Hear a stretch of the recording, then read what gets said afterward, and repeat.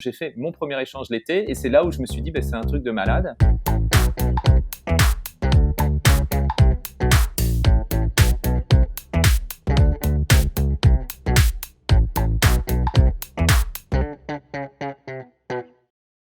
Bonjour et bienvenue à Conversation. Conversation est le média d'iAdvice, la plateforme qui rend les marques conversationnelles.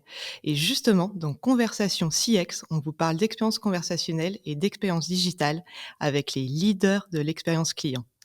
Je suis Hélène Lepelletier, directrice éditoriale d'iAdvice et aujourd'hui, je reçois Charles-Édouard Girard.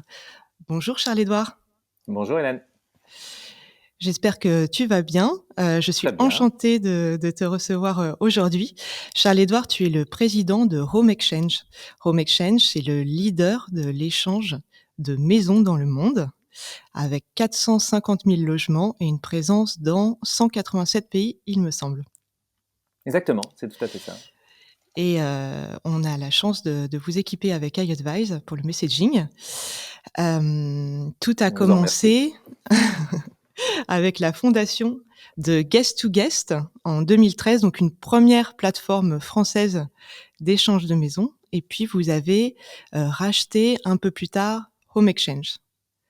C'est exactement ça. En fait, en 2011, on crée avec mon associé Emmanuel Arnaud. C'est d'ailleurs, je dis ça, mais c'est plutôt lui qui crée Guest to Guest et moi je le rejoins un petit peu après. D'accord. Et à partir de ce moment-là, en fait, notre seule ambition, c'est de créer une plateforme qui pourra l'idée et pourra réunir la totalité des gens qui aiment l'échange de maisons dans le monde. Et donc, on rachète un certain nombre de plateformes, dont la dernière étant Home Exchange, et on finit par fusionner tout ça fin 2019 et les réunir sur une seule marque qui s'appelle aujourd'hui Home Exchange. Tout à fait. D'accord. Alors, quand j'ai fait mes recherches, je me suis rappelé de quelque chose. C'est que Home Exchange était au centre d'une comédie romantique américaine en 2006, donc C'est vrai. l'américain. Et c'est ce qui a contribué, je pense, à sa célébrité. C'est ça? Exactement, oui, c'est The Holidays avec. On passait notre temps au début, qui est un échange de maison entre Kate Winslet et Cameron Diaz, voilà, Mmh. entre Los Angeles. Et il me semble que Kate Winslet rencontre Jude Law en Angleterre. Donc la petite blague qu'on se faisait tous, c'est de dire aux gens, oui, l'échange de maison c'est super, mais vous n'êtes pas sûr à chaque fois de rencontrer Jude Law.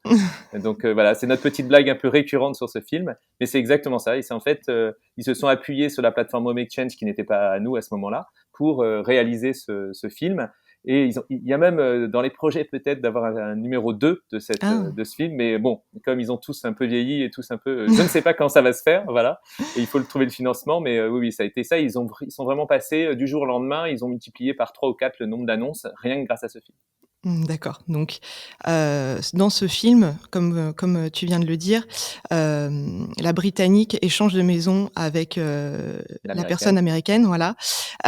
Mais en réalité, Mhm. c'est pas toujours comme ça se passe. On n'est pas obligé de s'échanger en même temps les logements.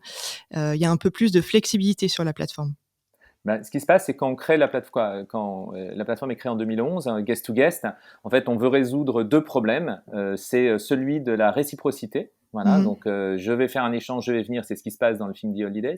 Je viens chez toi pendant que tu viens chez moi. Et le deuxième problème, c'est de forcer les gens, et qui est un peu hérité du passé, à prendre un abonnement dès le départ. Voilà. Et avec Guest to Guest, donc l'idée d'Emmanuel à ce moment-là, c'est de dire, je vais créer un système de points qui va me permettre donc très facilement, je vais m'inscrire, je vais remplir des informations, on va vous donner des points, on va donner des points à la personne, et ensuite elle va rechercher un échange, et au moment où elle va rechercher cet échange, elle va faire une demande, et la personne va lui répondre de deux façons différentes. Oui, je veux bien faire un échange réciproque avec vous, ou oui, je préfère le faire avec des points. Et vous, à ce moment-là, vous allez soit utiliser vos points, soit faire cet échange. Et si vous utilisez vos points, ça vous permet ensuite de rendre votre maison disponible et de recevoir des gens pour récupérer à nouveau des points. Ouais. Et donc ça, c'est la première innovation qui fait que ça nous a permis de vraiment changer beaucoup de choses là-dedans, puisque globalement, aujourd'hui, 80% des échanges ont lieu avec des points. Et l'autre Mmh. système, ce qu'on a accepté, c'est de dire que les gens s'inscrivaient, rentraient, arrivaient au niveau de leur échange, et c'était juste au moment où ils avaient le service, c'est-à-dire quand ils étaient sûrs d'organiser un échange, qu'on les faisait payer. Et donc là, aujourd'hui, on leur demande de payer 130 euros, et ça correspond à un abonnement d'une année. Et donc pendant une année, ils vont pouvoir faire autant d'échanges qu'ils le veulent, mais juste ils vont juste avoir ce paiement-là et après, ils vont pouvoir faire autant de déplacements, mais ça sera au moment où ils sont sûrs de faire un échange. Oui, donc votre business model, c'est l'abonnement Exactement. et c'est important pour la suite de notre entretien. D'ailleurs, tout au long de cette interview, on va parler de l'authenticité, Ouais. et comment vous l'avez placée, au cœur de l'expérience touristique. Mais d'abord, je vais vous poser une petite question qu'on aime bien poser à iAdvice. Quelle est la première conversation qui vous a donné l'idée, de fonder, Guest to Guest? Alors, ce qui est rigolo dans cette histoire, c'est que comme je le disais tout à l'heure, c'est Emmanuel qui a créé Guest to Guest donc en Ah oui, vous l'avez 2011 rejoint. Ouais. et moi je l'ai rejoint. Et donc en fait, ce qui est assez marrant, c'est que quand j'ai vu Emmanuel, il était venu présenter le projet, il cherchait un associé. Et donc je raconte souvent, c'est que autant le projet je l'ai trouvé vraiment pas bon, autant Emmanuel je l'ai trouvé super. Et donc j'ai été le voir et j'ai essayé de un peu de discuter et donc un petit coup de foot professionnel. C'est un type vraiment formidable et donc je me suis retrouvé à essayer un peu de le convaincre. Et je raconte souvent que il m'a encouragé à faire mon premier échange et donc j'ai fait mon premier échange l'été et c'est là où je me suis dit c'est un truc de malade. Et donc ça m'a convaincu. Mais ça s'est fait en 2 temps parce qu'au début c'était plus sur Emmanuel et après sur le projet il a suffi de faire un premier échange avec un peu de peur au départ, on en parlera peut-être. Ouais. Mais et après je me suis dit mais c'est un truc incroyable. Je ne comprends pas pourquoi déjà je ne le faisais pas avant et Mmh. pourquoi tout le monde entier ne fait pas ça. Voilà. Et depuis le départ, donc, on se dit avec Emmanuel que il faut qu'on arrive à convaincre le monde entier de faire des échanges de maison. D'accord, donc convaincu en tant qu'utilisateur. Exactement. Alors, justement, tu as dit dans d'autres interviews que cet échange, c'est la plus belle pour toi, la plus belle façon de voyager. Ouais. En quoi est-ce que cette façon, de voyager, Mhm. est plus authentique, par exemple, que d'autres, va plus loin dans l'authenticité que d'autres sites, d'hébergement, chez l'habitant? Alors, déjà, pour te répondre, je vais te répondre sur l'authenticité, mais ce qui est vraiment important, c'est de voir que et c'est pas dénué de sens du tout, c'est que c'est la moins chère déjà. Et donc, Mmh. ça change beaucoup de choses puisque partir pour 130 euros toute une année de vacances, ça change beaucoup de choses pour les gens. Ça leur permet de voyager plus. Voilà. La partie authentique, en fait, on la ressent, c'est cette sensation que l'on a et ce qui est très différent du reste des plateformes par exemple, de plateformes de location, c'est cette hospitalité gratuite change tout dans l'authenticité. En fait, quand quelqu'un dans une plateforme de location vous met un petit cadeau pour vous accueillir, en fait, sa logique est d'avoir une bonne note après pour pouvoir relouer et pour pouvoir avoir ça. La logique que vous faites quand vous faites de l'échange de maison, quand vous mettez un cadeau, c'est pas du tout pour ça. C'est pas pour cette note ou quoi que ce soit. C'est juste que on fait appel à vous. Vous allez recevoir des invités gratuitement et donc vous voulez qu'ils soient bien accueillis. Et ça, pour vous, eh ben ça, c'est une vraie différence. Et quand on parle d'authenticité, c'est le fait d'avoir cette relation qui est non commerciale rend exactement tout plus authentique. Voilà, ça c'est le premier point. Et le deuxième point, c'est qu'après, par rapport, et c'est encore un petit peu le cas, mais par rapport à certaines plateformes qui sont nées où au début c'était vraiment une maison de personnes. Donc là, on se rejoignait avec des vrais meubles, de la vaisselle, des gens qui y vivaient, donc qui avaient une âme. C'est de moins en moins le cas parce que, en fait, l'expérience de la location, ce que veulent les gens dans la location, c'est finalement pas tellement d'avoir cette âme-là. Alors que dans l'échange de maison, c'est la définition même, c'est qu'il y a personne qui va faire de l'argent en faisant l'échange de maison. Donc c'est forcément des vraies maisons, c'est-à-dire pas des maisons achetées spécifiquement pour les échanger. Ça Mmh. n'existe pas. Et donc on a un sentiment d'authenticité quand on arrive parce que vous allez vous retrouver vraiment chez les gens. Alors, il y a des gens qui n'aiment pas ça, hein, je ne convaincrai pas tout le monde sur l'échange de maison, mais ce qu'on va y retrouver, c'est quelque chose qui va nous rapprocher des personnes, qui va nous rapprocher du lieu où on est, et qui va nous rapprocher des habitants et de l'environnement. Voilà. Et ça, c'est ça qui crée toute la différence avec les autres plateformes sur cette partie authenticité. Mmh, oui, c'est vrai que c'est très différent. Et donc, tu es toi-même, hôte, comme tu disais tout à l'heure Ouais. et justement, on a, une question par rapport à cela d'une de tes collaboratrices. C'est, Virginie, Carrel qui est Head of Product pour Home Mhm. Exchange. Je te laisse l'écouter. Bonjour Charles-Édouard, on m'a demandé de te poser une question pour cette interview, donc la voici. Étant donné que tu es toi-même hôte et invité sur Home Exchange, quelle serait l'expérience que tu rêverais d'avoir dans le Home Exchange de demain? Merci. Ouais. Alors d'abord, Virginie est une personne très importante pour nous puisqu'elle s'occupe de toute la partie produit et qui fait un super boulot sur ça, et souvent nos membres nous le disent. Voilà. Qu'est-ce que j'aimerais comme type d'expérience sur le futur? En fait, je pense que on en reparlera sans doute à la fin, mais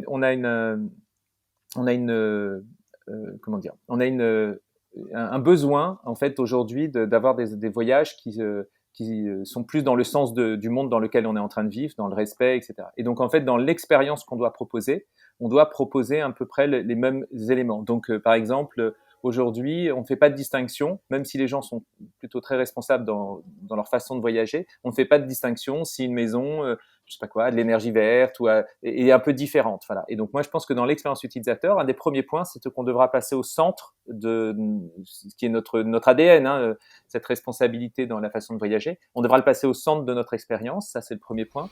Et le deuxième point, c'est qu'on sait qu'on a beaucoup de familles, et donc dans la façon dont on doit voyager dans le futur, l'organisation pour une famille est toujours très compliquée, que ça soit dans les activités, que ça soit dans la préparation. Et donc, il faut qu'on les aide pour que cette expérience soit un peu plus globale. Aujourd'hui, on propose le logement et on a besoin de proposer sans doute comment on s'organise et comment on crée, par exemple, des activités à l'intérieur et que ça soit des activités qui correspondent à nos valeurs. Et même dans le transport, comment on fait pour favoriser des types de transport et des types de voyages qui font pas qu'on part 2 jours à New York, ce qui est pas du tout notre ADN pour faire un échange de maison.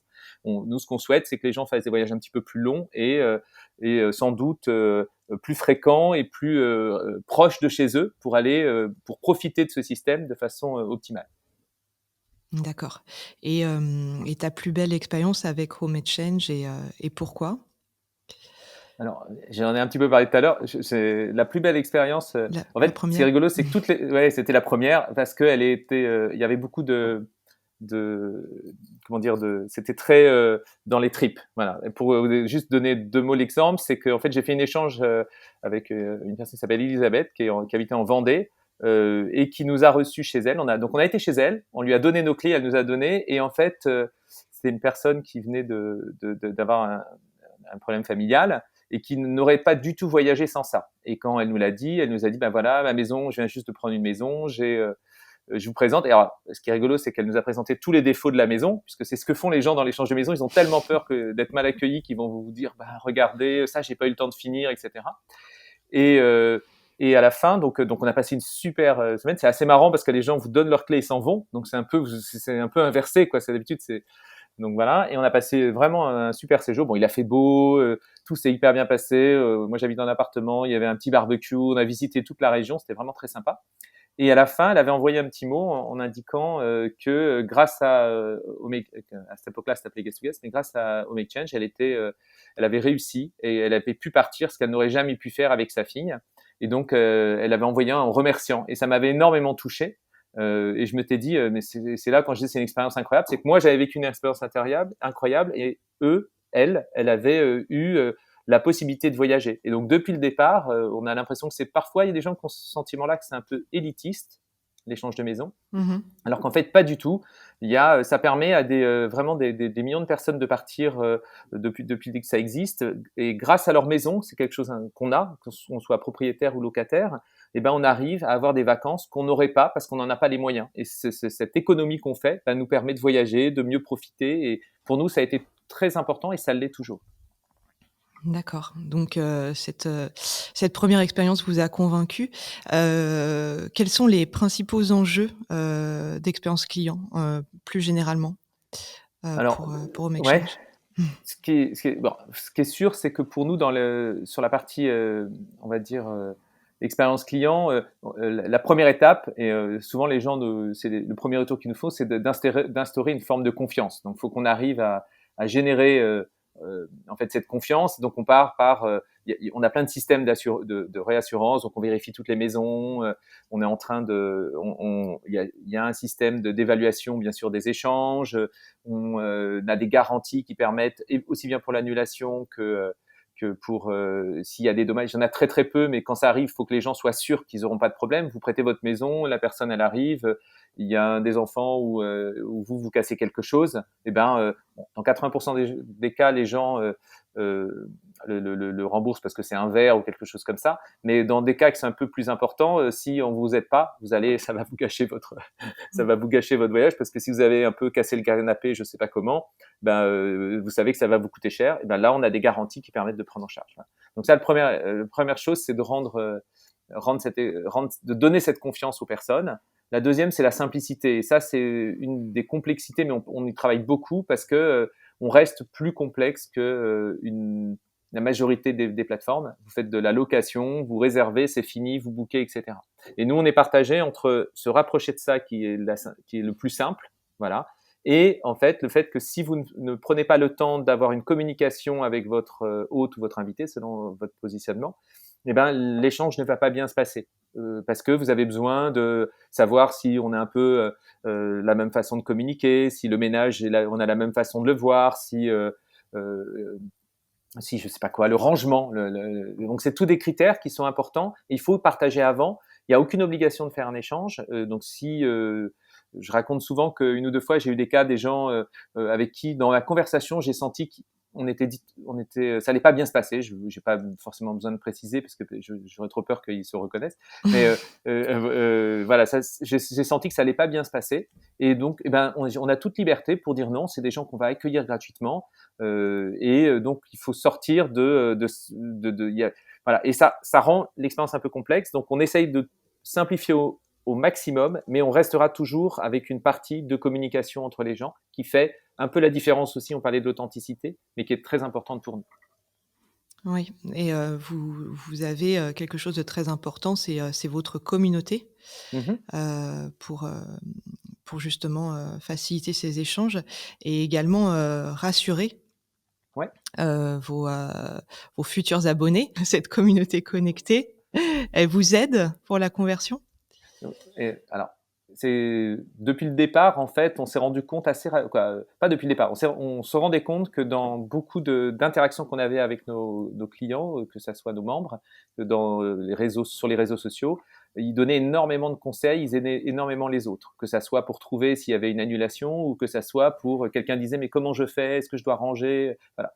Et quand on a trouvé un outil donc de chat communautaire qui nous permettait de mettre en relation des membres et le reste de la communauté, pour nous, ça a été comme une révélation. C'était l'outil qui nous permettait de rapprocher les personnes. Et il n'y a rien de mieux que quelqu'un qui fait beaucoup d'échanges pour répondre à des questions de quelqu'un qui a envie d'en faire. C'est la meilleure personne. Voilà.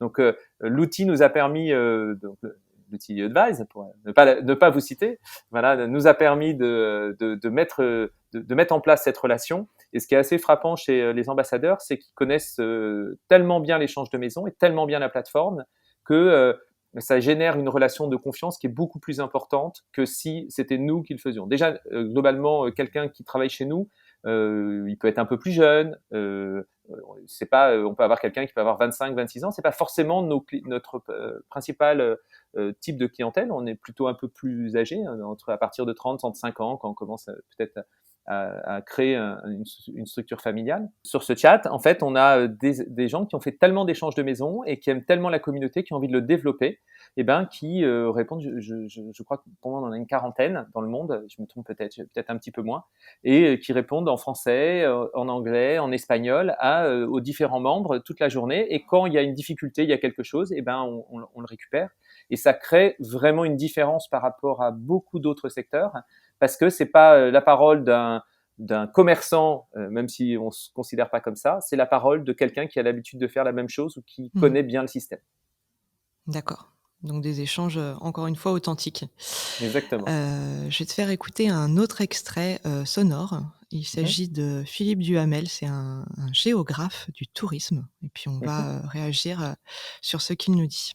Alors, l'industrie du tourisme aujourd'hui est confrontée à une crise majeure, donc à l'équivalent d'une guerre mondiale, c'est-à-dire à un moment donné où la plupart des flux et des mobilités ça s'interrompent et du coup ne subsistent que les mobilités au niveau des États, au niveau national. Donc aujourd'hui, on pourrait dire qu'il y a deux grandes familles de pays touristiques. Il y a ceux qui ont uniquement de la fréquentation internationale et donc c'est zéro fréquentation. Et les pays qui ont une population nationale, comme la France, comme l'Union européenne, comme un certain nombre de pays, comme la Chine aujourd'hui ou l'Inde, où les mobilités nationales peuvent être maintenues et maintenir à flot ou presque une activité touristique en difficulté par ailleurs. Voilà, donc le tourisme mondial vient de subir une crise majeure. Comment est-ce que la pandémie vous a affecté, à Home Exchange? En fait, c'est marrant, c'est très intéressant comme sujet parce que ça remet en cause un peu ce qu'il dit.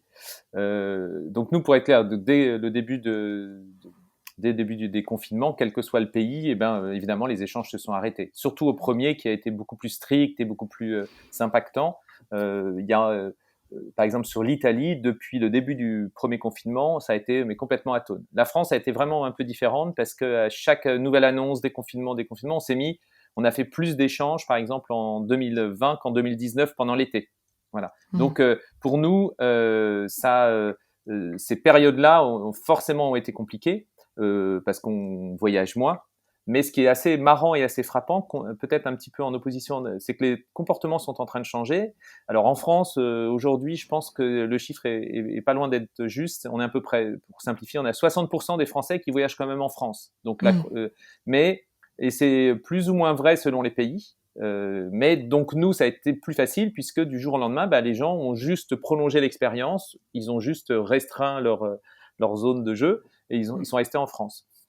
Voilà. Et c'est vrai qu'il y a des pays, on a l'impression que c'est pas possible, on n'imagine pas, je sais pas quoi, peut-être nos amis belges, nos amis portugais. Mais en fait, c'est complètement faux. On s'est mis à avoir la même proportion partout dans le monde d'échanges en local. Voilà. Et ça a permis, par exemple, peut-être à nos amis belges, à nos amis hollandais, évidemment aux Anglais, mais en fait, c'était déjà le cas. Il y en a plein qui voyagent dans leur pays. Oui. Et ça a juste ramené vers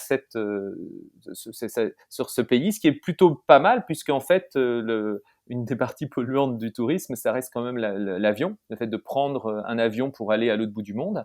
Et donc, ça réduit cette partie-là. Donc, voilà. Et si on se rappelle un peu de ce que c'est que les raisons du voyage, en fait, les raisons du voyage, c'est à la base des vacances, c'était pour se reposer, pour passer du temps avec sa famille et pour découvrir. Voilà, c'est globalement les raisons pour lesquelles on part en voyage et qu'on le fait. Sur les deux premières, il n'y a pas de raison d'aller à l'autre bout du monde pour faire ça. Et la découverte, en fait, on s'est rendu compte qu'il y avait plein d'endroits qui étaient à 100, 200, 300 kilomètres et il n'y a pas forcément non plus besoin d'aller à l'autre bout du monde pour le faire. Je ne dis pas qu'il ne faut pas le faire, je dis juste qu'il faut quand même prendre conscience que dans les vacances, il n'y a pas d'injonction à aller à l'autre bout du monde pour le réaliser.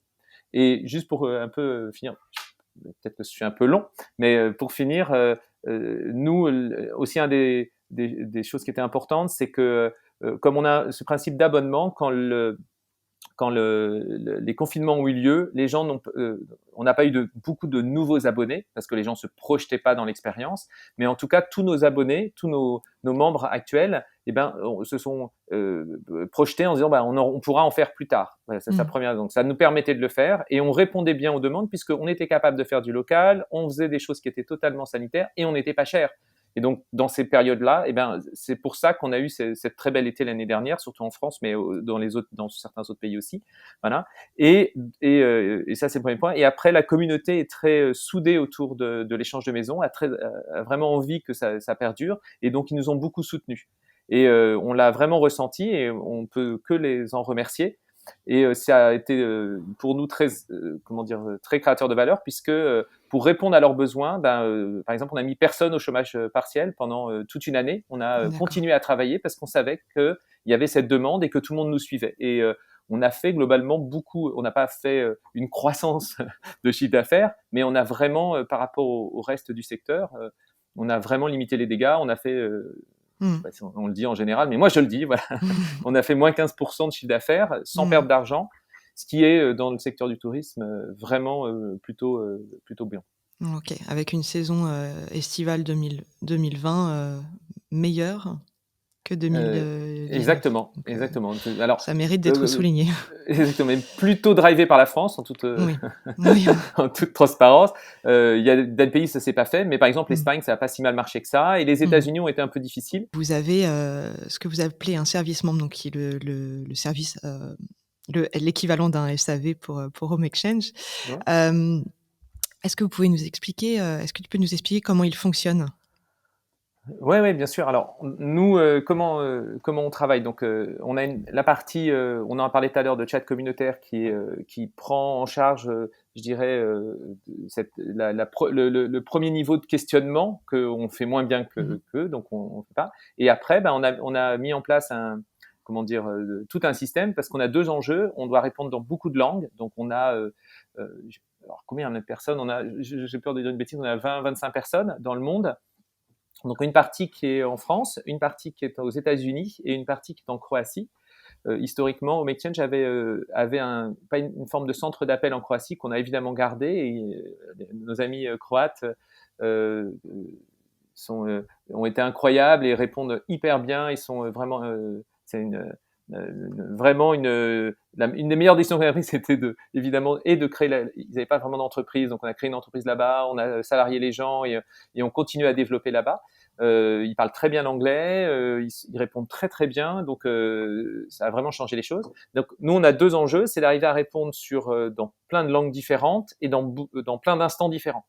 Voilà. Et ce qu'on a décidé il y a quelques années, c'est qu'au début, on faisait les deux, c'est-à-dire on faisait et le téléphone et les mails, et en fait, on faisait pas très bien, parce que d'avoir un service, d'ailleurs, c'est la problématique de plein de gens, c'est d'avoir un service téléphonique qui doit être tout le temps bon, et en fait, c'est soit on a des appels très longs et on en perd plein d'autres qui sont urgents, et donc on faisait très mal la partie appel et on faisait pas bien la partie mail. Et donc on a décidé il y a 1 an et demi d'arrêter les appels, voilà, et on n'est plus qu'en appel sortant, c'est-à-dire que si on a besoin, on peut appeler les membres pour solutionner, pour trouver une solution avec eux, mais on fait beaucoup plus par mail, ce qui nous a permis de largement améliorer et notre rapidité de réponse et la qualité des réponses et pouvoir gérer même les urgences parce qu'en fait, on a un mail d'urgence avec des personnes qui sont 24 heures sur 24 vont pouvoir prendre les urgences et le répondre. Et donc je ne sais pas si un jour on fait des tentatives de passer sur certains réseaux sociaux, donc peut-être un peu sur Messenger, sur WhatsApp, pour voir si on peut avoir un peu plus d'immédiateté, voilà, Mmh. parce que le mail n'est pas totalement adapté à ça. Et on va continuer à faire ça. Et le téléphone, pour l'instant, je pense qu'on va pas aller jusque là. Ça, c'est le premier aspect, c'est humain. Et après, on a développé beaucoup d'outils et on veut continuer pour se professionnaliser, pour mieux traiter, c'est-à-dire pour être plus digitaliser cette relation. Voilà. Et ça, c'est pour nous très important parce que il y a plein de choses qu'on fait encore un petit peu de façon humaine. On est un peu on a les défauts de nos qualités, c'est-à-dire qu'on a toujours envie de traiter humainement toutes les choses, mais il y a quand même pas mal de choses qui doivent être digitalisées pour rendre l'expérience plus agréable pour nos clients. Je pense quand il y a un petit souci et qu'ils doivent, par exemple, nous envoyer une photo de quelque chose, aujourd'hui, nous l'envoient par mail, on la récupère, on leur répond, alors qu'il y aurait la possibilité d'inclure dans une Ouais. expérience digitale un peu meilleure, qui serait plus facile et un peu moins tournée sur du conversationnel.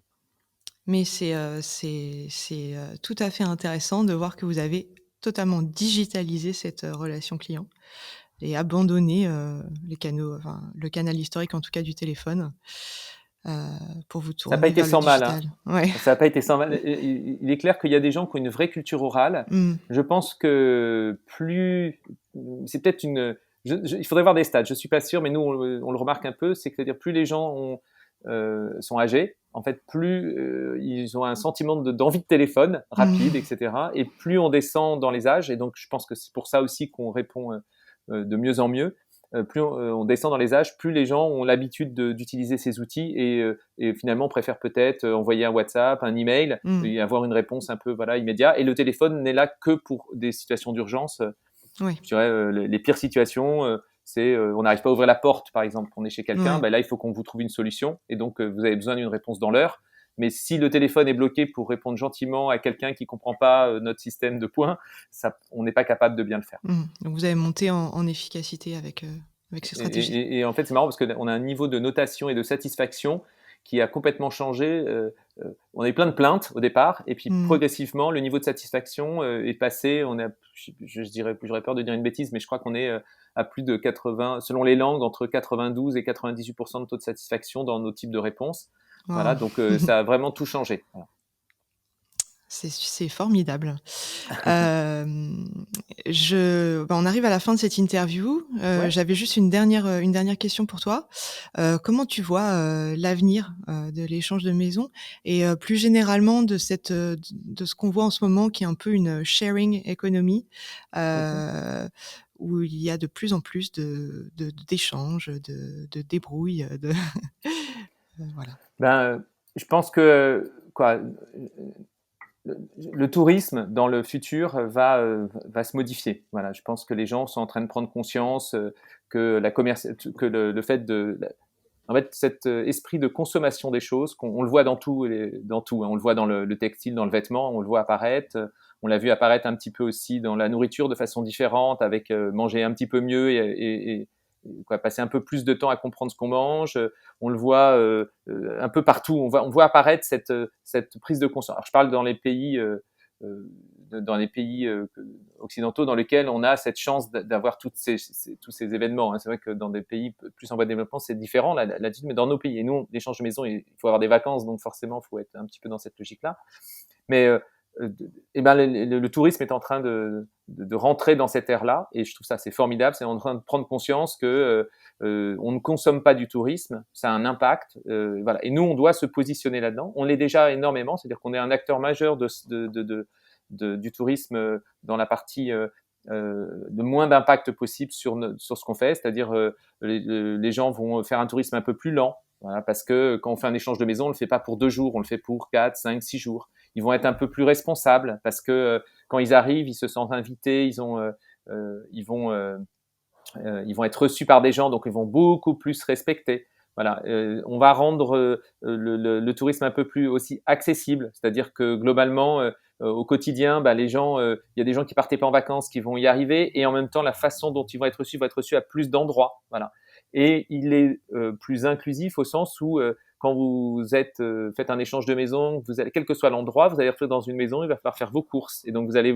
pas faire vos courses n'importe où, vous allez au magasin d'à côté parce qu'on vous aura conseillé. Et donc vous allez vous retrouver au milieu de quelque chose qui est beaucoup plus responsable et beaucoup plus ancré dans ce qui fait le lieu et l'endroit. Voilà.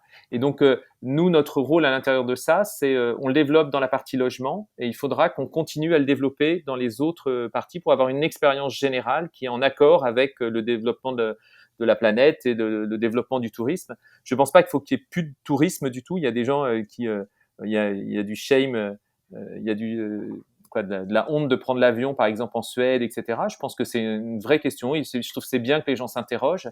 Et après, peut-être qu'il faudra réfléchir en termes de nombre de fois on le prend, de volume, de taille du voyage, etc. Je pense que c'est là-dessus. Et nous, nos projets là-dessus, c'est de trouver notre place à l'intérieur. On est plutôt bien dans le logement. On va le faire on le disait tout à l'heure, plutôt sur cette partie activité, et on va le faire, l'inclure sur la partie voyage. Et on essaye de développer c'est pour ça qu'on a développé un livre qui va bientôt sortir pour les enfants, et on fait de l'évangélisation pour que toute cette attitude de non-consommation, c'est-à-dire arrêtons d'aller visiter les 5 trucs par jour qu'il faut visiter quand on arrive à Paris. Prenons du temps, regardons, discutons avec les gens, allons dans tous les quartiers, il y a des super trucs.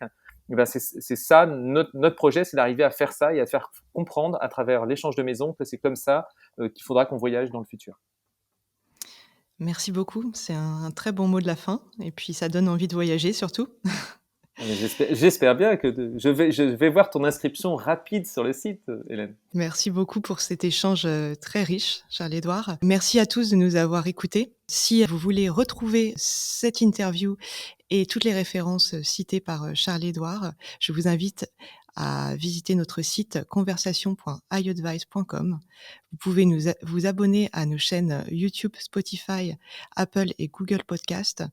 Et si vous aimez nos contenus, les liker, les partager autour de vous. Et enfin, suivez-nous sur les réseaux sociaux, sur LinkedIn, Twitter et Instagram, pour être tenu au courant des prochains épisodes. La conversation continue avec iAdvice.